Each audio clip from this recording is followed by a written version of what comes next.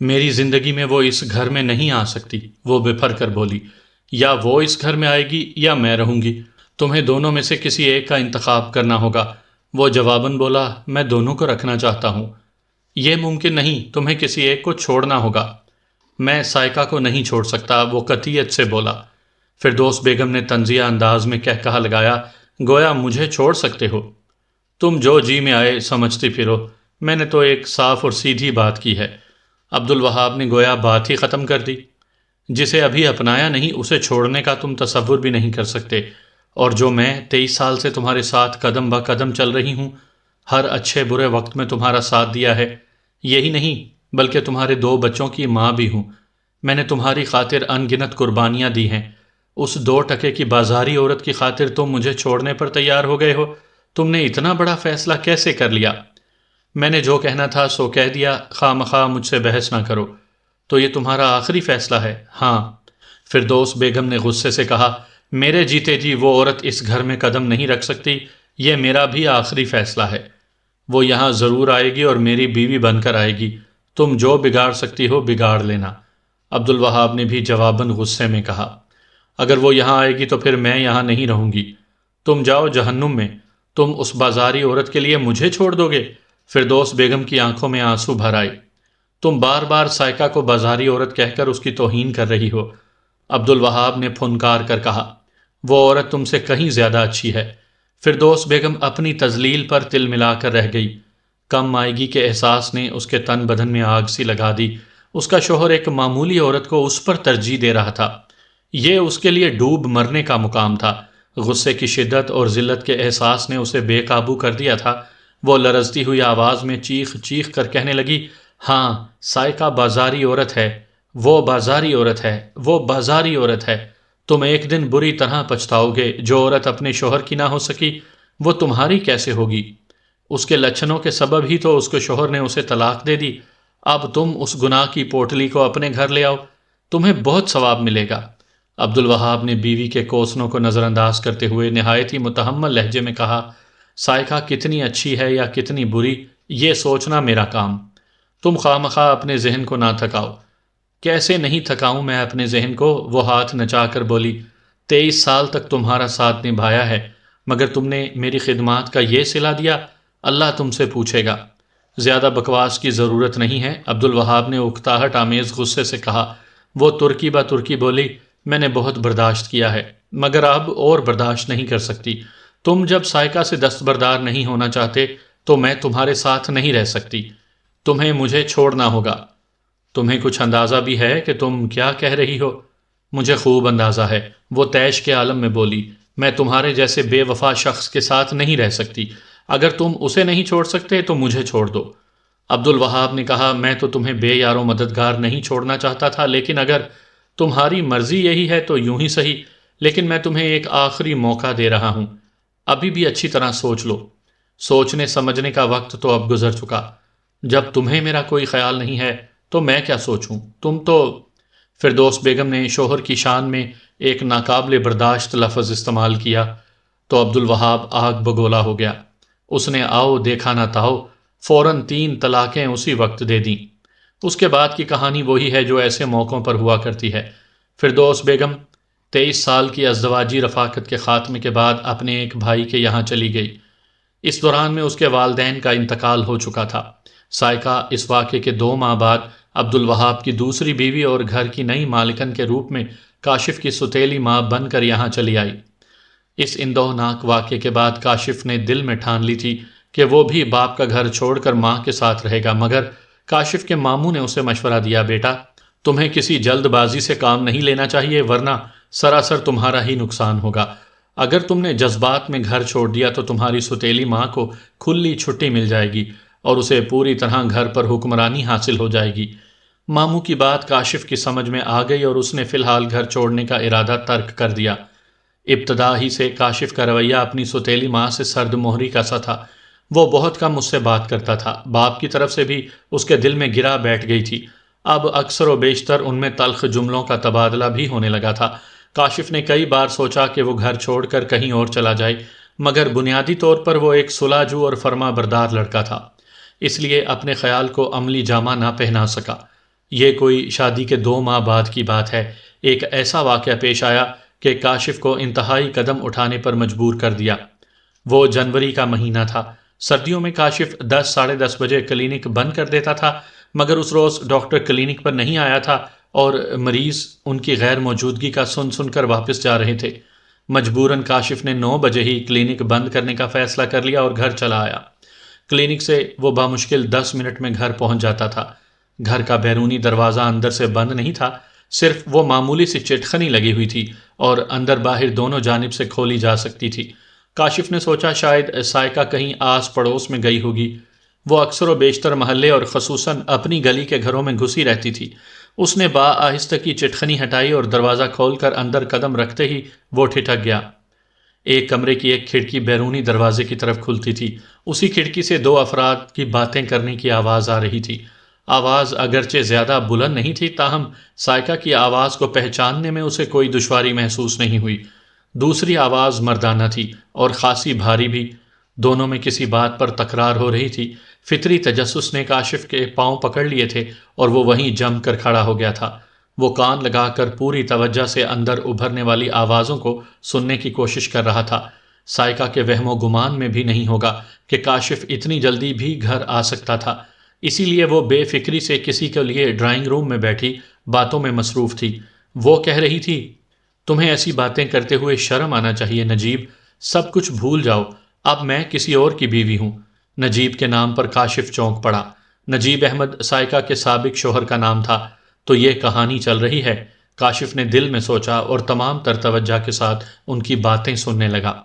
میں تمہیں کیسے بھول جاؤں جانے من، نجیب کی بھاری بھرکم آواز آئی۔ میں تمہیں کھو کر بہت پچھتا رہا ہوں، رات دن تم مجھے یاد آتی رہتی ہو، میں خود پر قابو نہیں رکھ سکا تو تم سے ملنے چلا آیا۔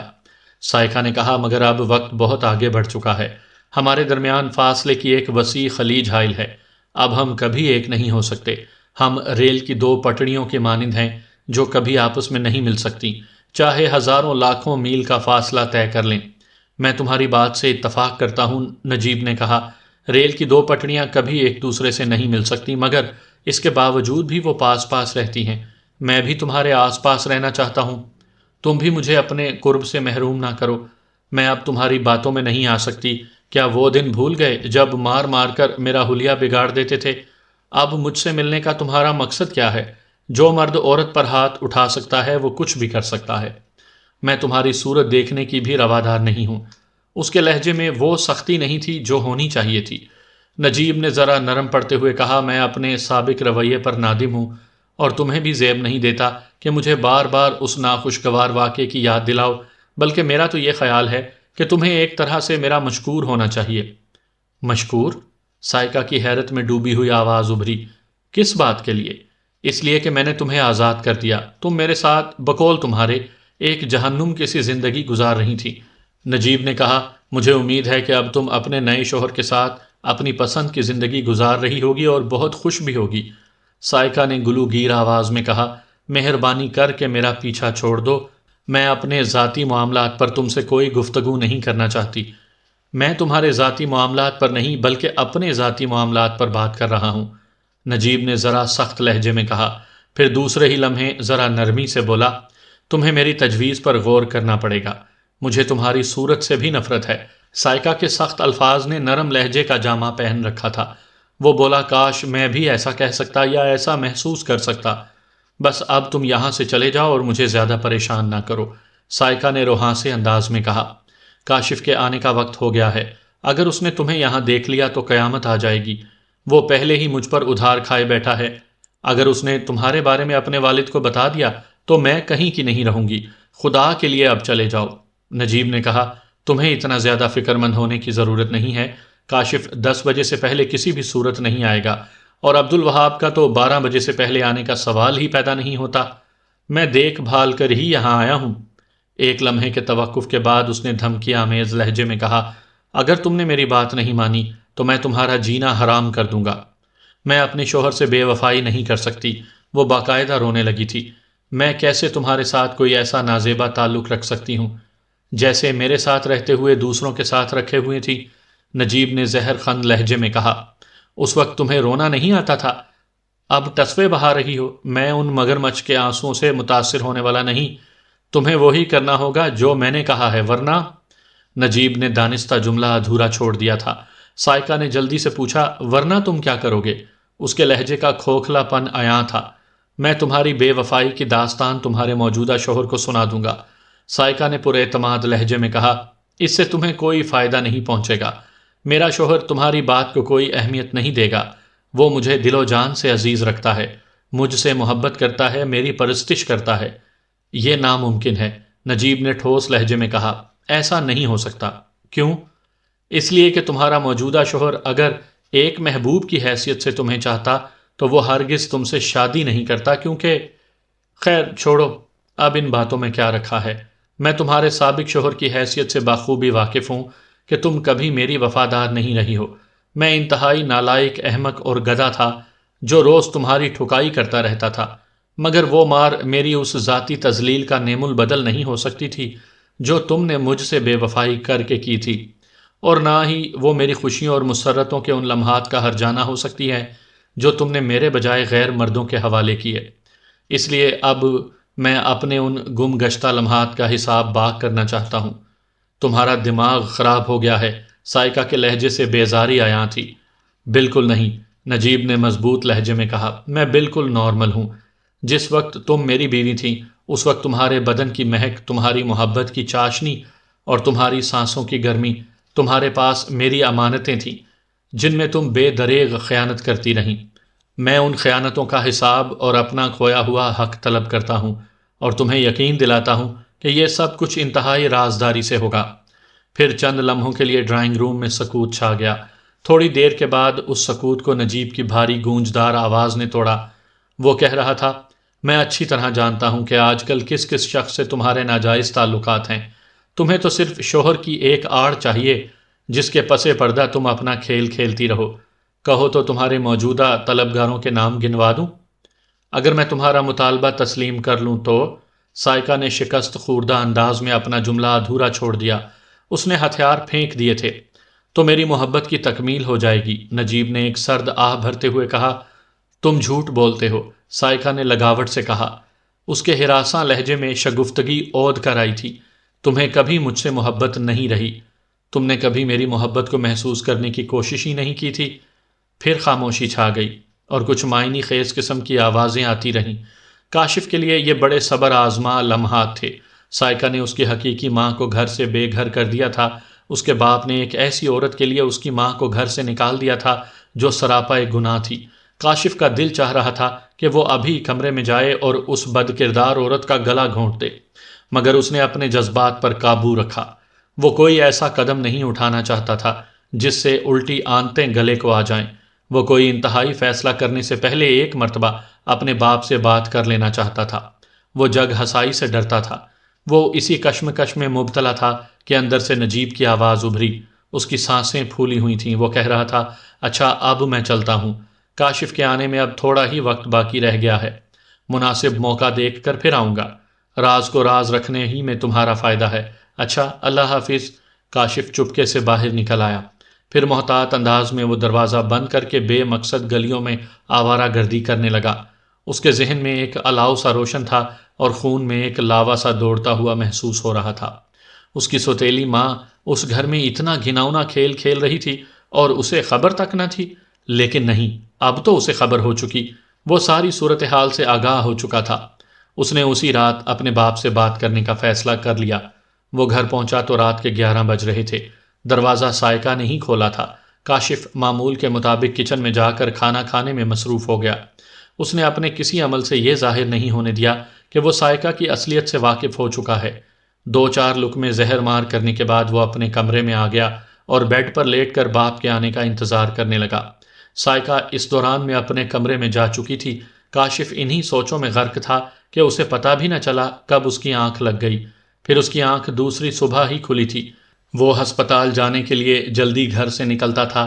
اس وقت اس کا باپ سو رہا تھا۔ وہ دیر تک سونے کا عادی تھا۔ کاشف نے سوچا ہسپتال سے واپس آنے کے بعد وہ باپ سے بات کرے گا۔ اس نے ناشتہ کیا اور ہسپتال چلا گیا۔ ہسپتال سے آنے کے بعد اس نے تمام کتھا عبدالوہاب کے گوش گزار کر دی۔ عبدالوہاب نے گھر میں ایک طوفان کھڑا کر دیا۔ وہ کسی بھی طرح یہ بات ماننے کو تیار نہیں تھا کہ اس کی چہیتی بیوی اس حد تک جا سکتی ہے۔ سائقہ نے پوری طرح اس کے ذہن کو مسخر کر رکھا تھا۔ اس کی ہر بات عبدالواحد کے لیے حکم کا درجہ رکھتی تھی۔ باپ بیٹے میں سخت تلخ کلامی ہوئی۔ کاشف نے اس روز بڑی تلخ گفتگو کی۔ سائقہ نے روتے ہوئے عبدالوہاب سے کہا، آپ کا صاحبزادہ مجھ پر اتنی بڑی تہمت لگا رہا ہے، میں تو کسی کو منہ دکھانے کے قابل نہیں رہی۔ آپ مجھے کہیں سے زہر لا دیں، میں اب زندہ نہیں رہنا چاہتی۔ اس سے تو بہتر تھا کہ یہ مجھے گولی مار دیتا، میں مر جاتی، قصہ ہی ختم ہو جاتا، اس کے کلیجے میں ٹھنڈ پڑ جاتی۔ کاشف نے غصیلے لہجے میں کہا، اگر تم اپنی حرکتوں سے باز نہ آئیں تو میں خود تمہیں موت کے گھاٹ اتار دوں گا۔ دیکھ رہے ہیں آپ، وہ رندھی ہوئی آواز میں بولی، یہ مجھے قتل کی دھمکی دے رہا ہے اور آپ خاموشی سے سب کچھ سن رہے ہیں۔ میں دھمکی ہی نہیں دے رہا ہوں بلکہ اس پر عمل بھی کر گزروں گا، کاشف نے پرجوش لہجے میں کہا۔ میں اپنے گھر کو چکلا نہیں بننے دوں گا۔ تم کیا بکواس کر رہے ہو کاشف؟ عبدالوہاب نے ڈانٹ کر کہا۔ کوئی سنے گا تو کیا کہے گا؟ تمہیں ذرا بھی شرم نہیں آتی؟ وہ ترکی بات ترکی بولا، شرم آ رہی ہے اسی لیے تو یہ سب کہہ رہا ہوں، ورنہ خاموش ہی رہتا، جس طرح آپ سب کچھ سننے کے بعد خاموش ہیں۔ آپ کی زبان سے ایک لفظ نہیں نکلا اپنی بیوی کے خلاف۔ یا اللہ مجھے موت دے دے، سائقہ کی رقت بھری آواز ابھری۔ اب میرے کان اور کیا کیا سنیں گے میرے مولا؟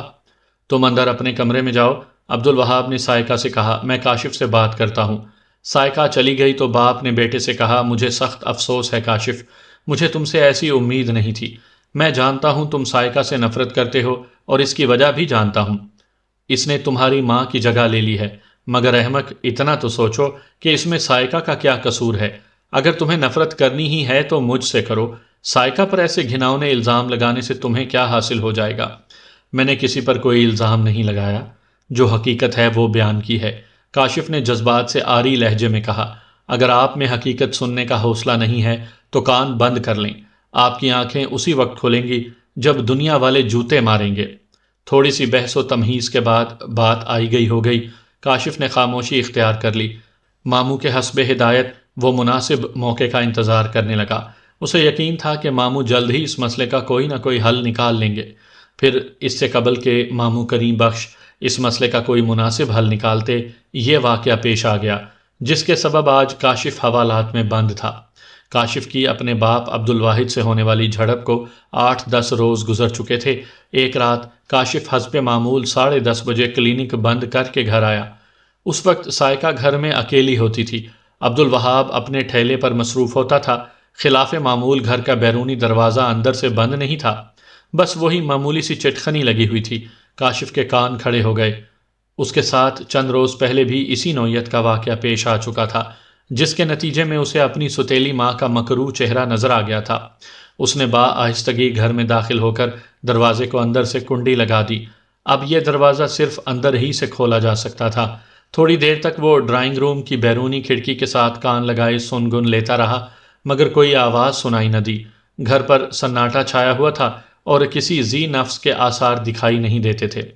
وہ باتھ روم کے پاس سے گزر کر اپنے کمرے میں آ گیا۔ اس نے کمرے کی لائٹ آن کی تو اسے اپنے بستر کو دیکھ کر ایک جھٹکا سا لگا۔ کوئی چادر تانے اسی کے بستر پر سو رہا تھا۔ اس نے آگے بڑھ کر چادر کو تھوڑا سا ہٹا کر دیکھا تو بھونچکا سا رہ گیا۔ کافی دیر تک تو اس کی سمجھ میں ہی نہیں آیا کہ اس کے ساتھ کیا ماجرا پیش آ چکا ہے۔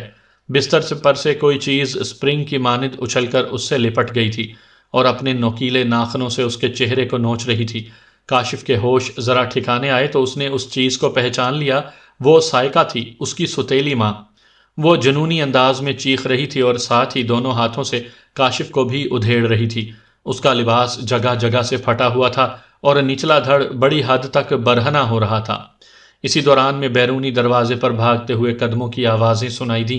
شاید سائقہ کی چیخیں محلے والوں نے سن لی تھیں۔ دیکھتے ہی دیکھتے کوئی درجن بھر افراد اس کمرے میں جمع ہو گئے۔ اس اچانک پڑ جانے والی افتاد نے کاشف کو چکرا کر رکھ دیا تھا۔ پھر ٹھیک آدھے گھنٹے کے بعد پولیس وہاں موجود تھی۔ سائقہ نے پولیس کو بیان دیا تھا۔ کاشف آج خلاف معمول کلینک سے جلدی آ گیا تھا۔ عام طور پر وہ 10:30 بجے تک آتا ہے۔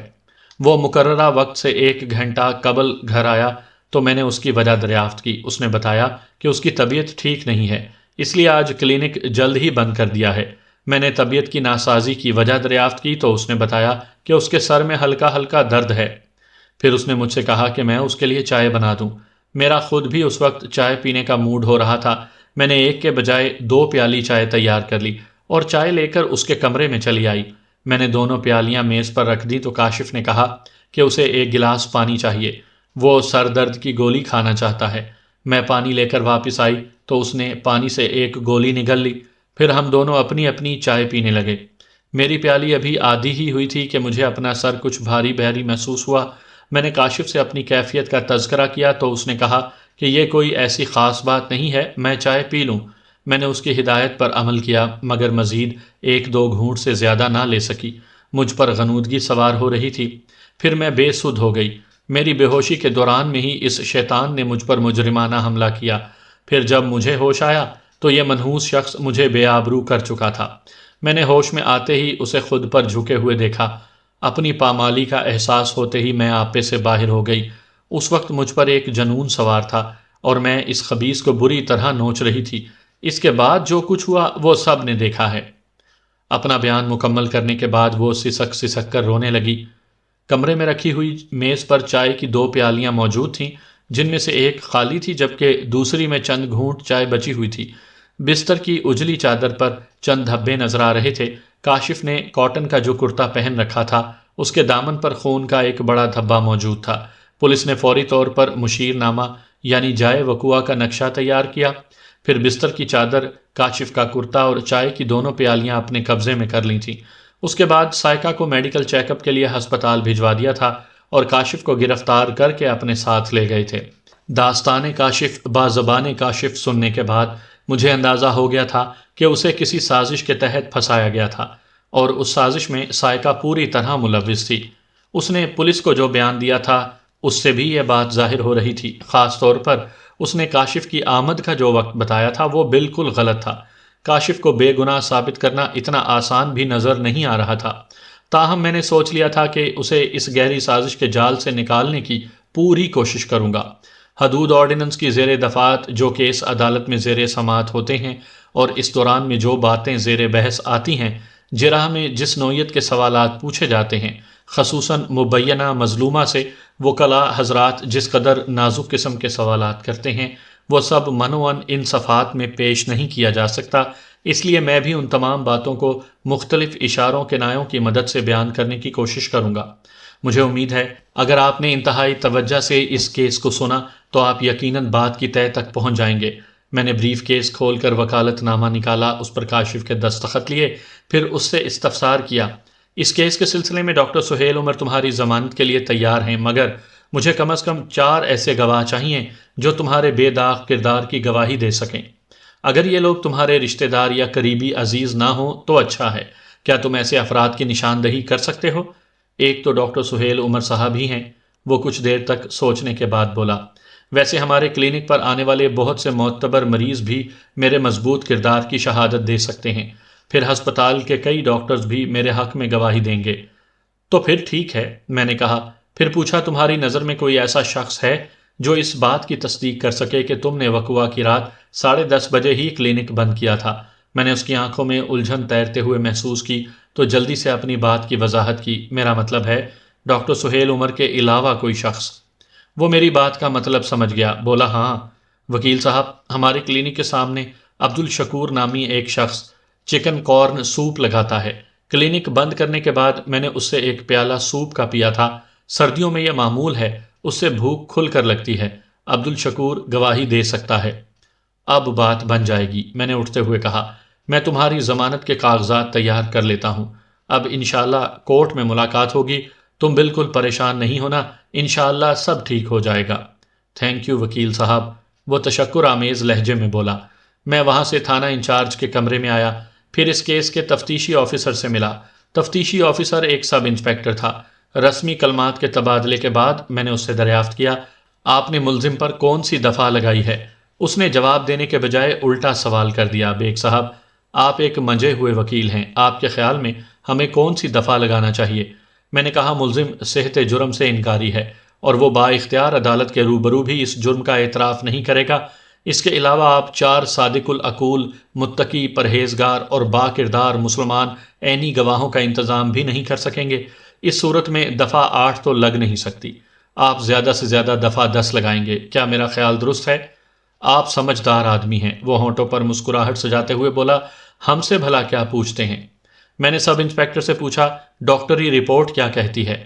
اس نے بتایا، ڈاکٹری رپورٹ ملزم کے خلاف جاتی ہے۔ مظلومہ سائقہ پر مجرمانہ حملے کی تصدیق ہو گئی ہے۔ بستر کی چادر اور لڑکی کے جسم پر آلودگی کے دھبے پائے گئے ہیں۔ ملزم کے کرتے پر خون کا دھبا پایا گیا ہے۔ کیمیکل ایگزامینر کی رپورٹ بتاتی ہے کہ لڑکی کو چائے میں نشہ پلایا گیا ہے۔ چائے کی ایک پیالی میں نشہ آور دوا کی معقول مقدار پائی گئی ہے۔ اس کے علاوہ بہت سی ایسی باتیں بھی تھیں جن کا ذکر مناسب نہیں ہے۔ میں اس سازش کی تہہ تک پہنچ چکا تھا، بس چند کڑیاں ملانا باقی تھیں۔ میں نے تفتیشی آفیسر کو مزید کریدنے کی کوشش کی، مگر وہ اس سے زیادہ کھلنے پر آمادہ نظر نہیں آیا۔ چنانچہ میں نے اپنا وقت برباد کرنا مناسب نہ جانا اور وہاں سے چلا آیا۔ دوسرے روز میں نے ڈاکٹر سہیل عمر کو فون کیا۔ ڈاکٹر صاحب، 3 روز کے بعد پولیس کاشف کو عدالت میں پیش کرے گی۔ میں نے کیس کی مکمل سٹڈی کر لی ہے۔ میں پہلی ہی پیشی پر اس کی ضمانت کروانا چاہتا ہوں۔ ٹھیک ہے، آپ درخواست ضمانت دائر کر دیں۔ اس کے لیے مجھے آپ کے بھرپور تعاون کی ضرورت ہوگی، میں نے کہا۔ وہ شائستہ لہجے میں بولا، میں حاضر ہوں۔ اس سلسلے میں آپ بالکل بے فکر رہیں ڈاکٹر صاحب، ضمانت کے علاوہ مجھے کچھ لوگوں کی گواہی کی ضرورت بھی ہوگی۔ پھر میں نے اسے کاشف کے بتائے ہوئے چند نام نوٹ کروا دیے۔ یہ لوگ بوقت ضرورت عدالت میں کاشف کے نیک چال چلن کی تصدیق کریں گے۔ اس کا انتظام ہو جائے گا۔ آپ کے کلینک کے سامنے عبدالشکور نامی ایک شخص چکن کارن سوپ بیچتا ہے۔ جی ہاں، آپ کل کسی وقت اسے لے کر میرے دفتر آ سکتے ہیں۔ میں نے کہا، میں دوپہر 2 بجے کے بعد دفتر میں ہی ملوں گا۔ جب یہ ذمہ داری اٹھائی ہے تو ممکن اور ناممکن کا کیا سوال؟ وہ خوش دلی سے بولا۔ ویسے عبدالشکور سے آپ کیا پوچھنا چاہتے ہیں؟ وہ بہت کام کا آدمی ثابت ہو سکتا ہے، میں نے پراسرار انداز میں کہا۔ بس آپ اسے لے کر میرے پاس آ جائیں، باقی باتیں وہیں پر ہوں گی۔ میں 4 بجے تک آ سکوں گا۔ ٹھیک ہے، میں آپ کا انتظار کروں گا۔ دیٹس اوکے، اللہ حافظ۔ میں نے جواباً اللہ حافظ کہہ کر ریسیور کریڈل پر رکھ دیا۔ 7 روزہ ریمانڈ مکمل کرنے کے بعد پولیس نے کاشف کو عدالت میں پیش کر دیا۔ میں نے اس انداز سے تیاری کر رکھی تھی کہ پہلی ہی پیشی پر اپنے موکل کی ضمانت کروا لوں۔ ایک طرح سے یہ نفسیاتی حربہ بھی ہوتا ہے، مخالف پارٹی پر اس سے بڑا رعب پڑتا ہے۔ میں نے درخواست ضمانت جج کے سامنے پیش کر دی۔ پولیس نے ملزم کا مزید 7 روز کا ریمانڈ طلب کیا تھا۔ میں نے اپنے موکل کے حق میں دلائل دیتے ہوئے کہا، جناب اعلیٰ، میرا موکل بے گناہ ہے اور اسے باقاعدہ ایک سازش کے تحت مبینہ جرم میں ملوث کرنے کی کوشش کی گئی ہے۔ ملزم نے مجھے بتایا ہے کہ پولیس نے گزشتہ 7 روز میں اسے تشدد کا نشانہ بنایا ہے اور اس سے بھاری رشوت طلب کی گئی ہے۔ 1 لاکھ روپے کے عوض ملزم کی جاں بخشی کا یقین دلایا گیا ہے۔ اگر پولیس مزید ریمانڈ حاصل کرنے میں کامیاب ہو گئی تو آپ اندازہ لگا سکتے ہیں کہ وہ مطلوبہ رقم کی وصولیابی کے لیے میرے موکل پر کون کون سے ظلم نہیں توڑے گی۔ پولیس کو مزید ریمانڈ کی اجازت دینا انصاف کے منافی ہوگا، لہٰذا معزز عدالت سے میں درخواست کرتا ہوں کہ میرے موکل کی ضمانت منظور کی جائے۔ میں اپنی جگہ پر جا کر بیٹھ گیا تو وکیل استغاثہ یعنی سرکاری وکیل نے کہا، یور آنر، ملزم نے ایک انتہائی سنگین جرم کا ارتکاب کیا ہے۔ اگر ملزم کی ضمانت منظور کر لی گئی تو وہ انصاف کے تقاضوں کے خلاف ہوگی۔ ملزم عبرتناک سزا کا مستحق ہے۔ میں نے کہا، یور آنر، میرا موکل با کردار اور نیک چال چلن کا مالک ہے۔ میں یہ بات عدالت میں ثابت کر سکتا ہوں۔ میں کئی ایسے امن پسند اور معزز شہری عدالت میں پیش کر سکتا ہوں جو میرے موکل کے بے داغ کردار کی گواہی دیں گے۔ میرے موکل کو باقاعدہ جس سازش کے تحت اس گھناؤنے جرم میں پھنسایا گیا ہے، میں اس کی تفصیلات آپ کے سامنے مناسب وقت پر پیش کروں گا۔ وکیل سرکار نے اپنی جگہ سے اٹھ کر کہا، جناب عالی، میری سمجھ میں یہ بات نہیں آ رہی کہ میرے فاضل دوست پہیلیاں کیوں بجھوا رہے ہیں۔ جو بات وہ کل کہنا چاہتے ہیں اسے آج کہنے میں کیا قباحت ہے؟ یور آنر، میں نے ہونٹوں پر ہلکی مسکراہٹ سجاتے ہوئے کہا، ہر بات کے لیے ہر وقت مناسب نہیں ہوتا۔ میں جو حقائق معزز عدالت کے سامنے لانا چاہتا ہوں ان کے لیے میرے فاضل دوست کو کچھ انتظار کرنا پڑے گا۔ جب اس مقدمے کی باقاعدہ سماعت شروع ہوگی تو میں وکیل سرکار کی خواہش پوری کر دوں گا۔ فی الحال میری معزز عدالت سے استدعا ہے کہ میرے موکل کی ضمانت منظور کر کے اسے پولیس کی مہمان نوازی سے محفوظ رکھا جائے۔ تفتیشی آفیسر نے کھا جانے والی نظروں سے میری جانب دیکھا۔ سرکاری وکیل نے جج کو مخاطب کرتے ہوئے کہا، جناب اعلیٰ، ملزم رنگے ہاتھوں گرفتار ہوا ہے۔ مظلومہ کے طبی معائنے سے بھی ملزم کے مجرمانہ حملے کی تصدیق ہو گئی ہے۔ اس واردات کے تمام ثبوت پولیس کی تحویل میں ہیں۔ میں نے براہ راست وکیل سرکار سے سوال کیا، مثلاً کون کون سے ثبوت پولیس کے پاس موجود ہیں؟